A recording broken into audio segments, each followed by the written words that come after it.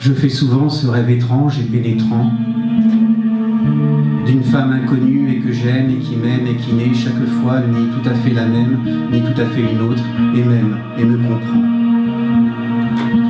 Car elle me comprend et mon cœur transparent pour elle seule, hélas, cesse d'être un problème pour elle seule. Et les moiteurs de mon front blême, elle seule les sait rafraîchir en pleurant. Est-elle brune, blonde ou rousse? Je l'ignore. Son nom, je me souviens qu'il est doux et sonore, comme ceux des aimés que la vie exila.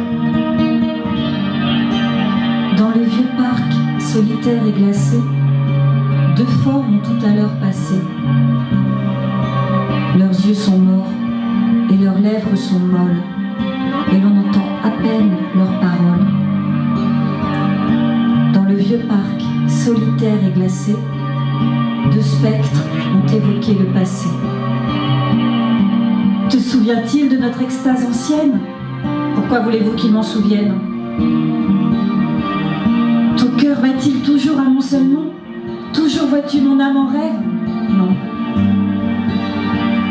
Oh, les beaux jours de bonheur indicible où nous joignons nos bouches. C'est possible qu'il était bleu le ciel et grand l'espoir. L'espoir a fui, vaincu, vers le ciel noir. Son haut, ses sous-vêtements et ses ballerines. Le soleil passe dessus en faisant des ombres avec les branches. Des ombres subtiles. Ils s'aiment. Ils s'aiment encore. Et ils prennent leur temps. Le beurre fond en plein soleil sur la table du petit déjeuner. Mais ils s'aiment. Lorsque l'un a faim, l'autre mange. Lorsque l'un a soif, l'autre boit. Ils s'aiment. Leur entente est claire comme du cristal. Ils s'aiment, et cet amour luminique les réchauffe. Ils s'aiment, mais cette mise en lumière les effraie parfois au regard de la séparabilité de tout système. Si l'un laissait tomber l'autre, ce dernier se retrouverait comme un oiseau perdu au beau milieu de l'océan.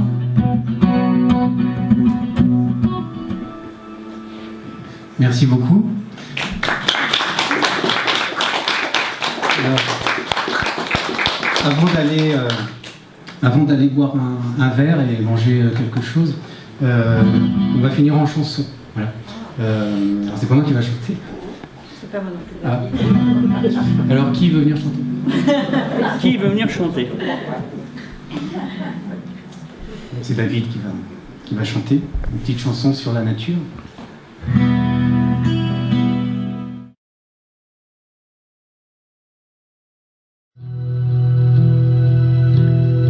Mes chers parents, je vous envoie cette lettre pour vous expliquer que lorsque vous la lirez, je serai parti pour un long voyage, car demain, mardi, à 6 heures, c'est la dernière sortie. J'espère que vous ne souffrirez pas trop de cette disparition. Le destin est tragique.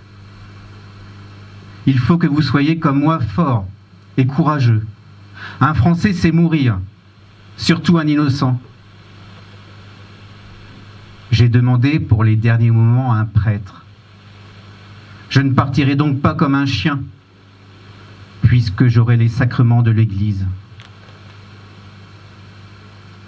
Je saurai mourir comme meurt un Français. Jusqu'au bout, j'ai été un vrai Français. Je n'ai eu, ni pendant le jugement, ni après, ni au moment du départ, une seule défaillance. Un pont ouvrant, qui n'est gardé que par une seule sentinelle lorsqu'il n'y a pas de trafic. Deux fugitifs, qui n'avaient apparemment pas trouvé d'autre moyen de traverser, décidèrent de tenter leur chance à cet endroit-là. Certes, le pont était ouvert, mais même sans pont, il est facile de franchir la rivière. Et nos fugitifs, fatigués et affamés, n'avaient plus de force pour une traversée difficile, ou bien ils ne savaient tout simplement pas nager. Après réflexion, ils décidèrent de parlementer avec la sentinelle. Conversation par geste. Ils s'approchèrent, désignèrent leur poitrine de la main, puis montrèrent la rive opposée. Le soldat allemand désigna lui aussi sa poitrine, puis montra son fusil. En tant que sentinelle, il était obligé de tirer. Un peu d'hésitation, puis nouveau recours au geste, et cette fois à un mot, compris de tout le monde. Un doigt vers soi, un doigt vers lui. Camarade. Ils étaient tombés sur un homme excédé par la discipline et qui avait la nostalgie du pays. Aujourd'hui ici, demain envoyé à nouveau au feu, la guerre le révulsait depuis longtemps. Quelle importance pour lui que 2 camarades français franchissent la rivière. Ce n'est pas une bête sauvage. Il posa son fusil, enleva son casque, le jeta par terre et désigna encore une fois sa poitrine du doigt. Camarade. Puis il se détourna, se couvrit le visage de ses 2 mains et tourna le dos à la rivière. Le geste était clair et les fugitifs n'attendirent pas. Ils franchirent rapidement l'endroit le plus profond en suivant une pile du pont, descendirent là où l'eau était moins profonde et passèrent finalement à gué sur l'autre rive. Arrivés là, ils se retournèrent pour faire au moins un geste de remerciement de la main, mais le camarade allemand n'était déjà plus là. Entre-temps, il avait ramassé son casque, l'avait essuyé avec sa manche, pris son fusil et sur l'autre rive se tenait désormais non un camarade, mais une stricte sentinelle. Il n'avait rien vu et ne voulait rien savoir.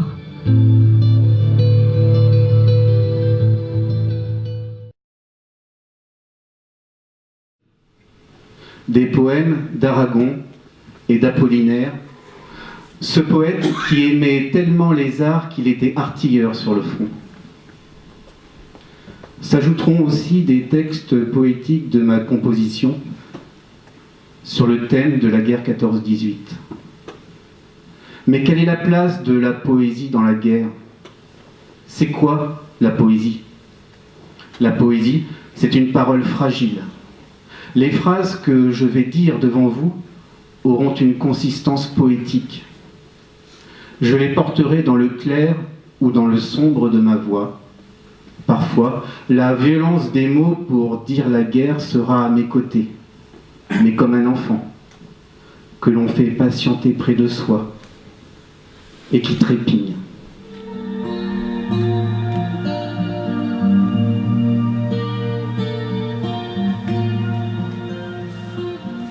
Orange, comme la pulpe des raisins des vendanges tardives de certains crus classés des châteaux français, où le soleil tape à traits feutrés sur un sol sablonneux qui ne cesse de respirer comme une écorce, prête à incarner le cliché ensoleillé d'une terre couleur rouille d'armes et de sang séché.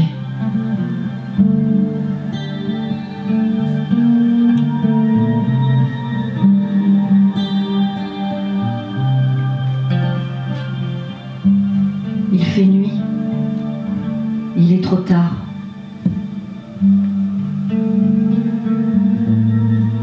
Les infirmières arrivent à quelques centaines de mètres du bourg, des masses noires étendues par terre. Ce sont des morts. La lune éclaire des armes brisées, des uniformes déchirés. Ce sont des Français.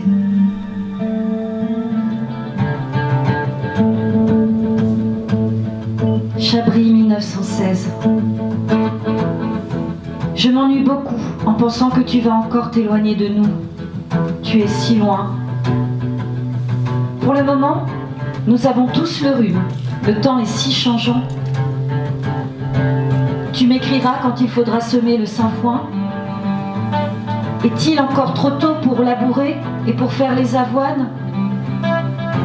Nous avons une jolie pièce de blé devant la ferme. Ils promettent beaucoup. Je pense à toi, Malou, pendant la faction. J'ai ton regard là-haut en clignement d'étoiles. Tout le ciel, c'est ton corps, chère conception de mon désir majeur qu'attisent les rafales autour de ce soldat, en méditation. Amour, Vous ne savez ce que c'est que l'absence. Et vous ne savez pas. l'on se sent mourir. Chaque heure, infiniment, augmente la souffrance. Et quand le jour finit, on commence à souffrir. Et quand la nuit revient, la peine recommence. J'espère dans le souvenir, ô mon amour, il rajeunit, il embellit lorsqu'il s'efface. Vous veillerez, amour, vous veillerez un jour. Le souvenir, au loin, sonne du corps de chasse. Ô lente nuit, ô mon fusil si lourd.